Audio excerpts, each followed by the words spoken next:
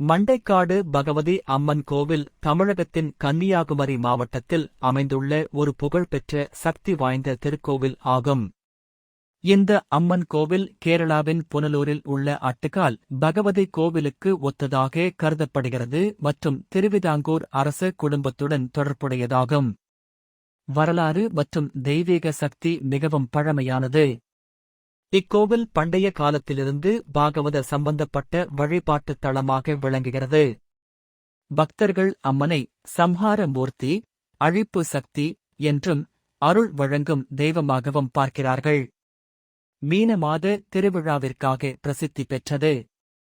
இது 10 நாட்கள் நடைபெறும் முக்கியமான பண்டிகையாகும்.